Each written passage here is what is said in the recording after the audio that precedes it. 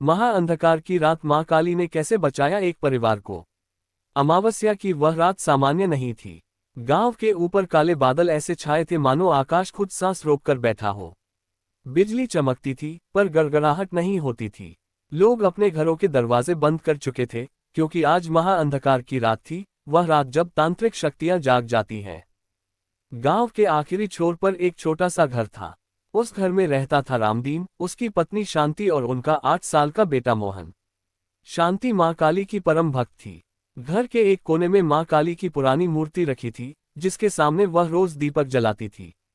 उस रात अचानक हवा ठंडी हो गई। दरवाजे अपने आप खड़कने लगे। मोहन डर के मारे रोने लगा।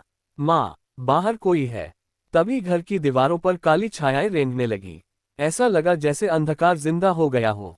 बाहर से धीमी हंसी की आवाज आने लगी। शमशान तांत्रिक अपनी साधना पूरी करने आया था। उसे एक बलि चाहिए थी। शांति समझ गई, आज केवल प्रार्थना ही बचा सकती है। उसने कांपते हाथों से दीपक जलाया और ऊंची आवाज में बोली, जय मां काली, रक्षक बनो मां।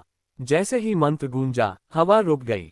घर में रखी मां काली की मूर्ति की आंखों से लाल प्रकाश निकलने लगा। दीपक की लौ सीधी खड़ी हो गई। अचानक जमीन कांपी। बाहर जोर की चीख सुनाई दी। अंधकार चीरते हुए मां काली प्रकट हुई। रक्त नेत्र, खुले केश और हाथ में खड्गा। जो मेरी शरण में है, उसे छूना भी मृत्यु को बुलाना है। अगले ही पल बाहर की सारी छायाएं राख बन गईं। तांत्रिक की साधना टूट चुकी थी। उसकी चीखें अंधेरे में खो गईं। सुबह जब सूरज निकला, गांव शांत था।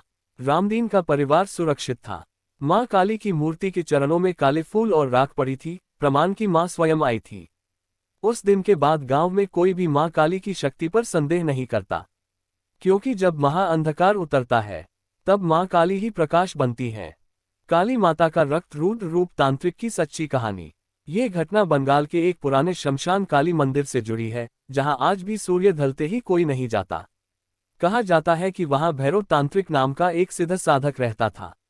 उसे काली माता की कृपा तो चाहिए थी, लेकिन भक्ति नहीं शक्ति के लिए। निषिद्ध साधना की रात, अमावस्या की आधी रात, शमशान में जलती चिताओं के बीच तांत्रिक ने रक्त साधना शुरू की।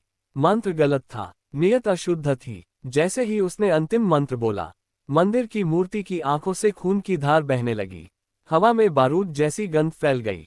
काली माता की जीभ बाहर निकली। आंखें लाल अंगारे जैसी जलने लगी। आए रक्त रुद्र रूप का प्रकट होना।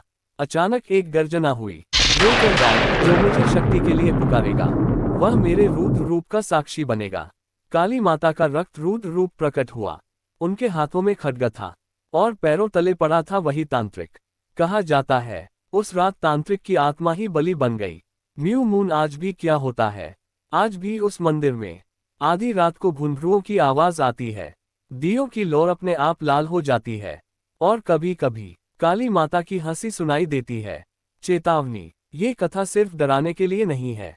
ये बताती है, ग्रेटर देन काली माता भक्ति से प्रसन्न होती है, अहंकार से नहीं।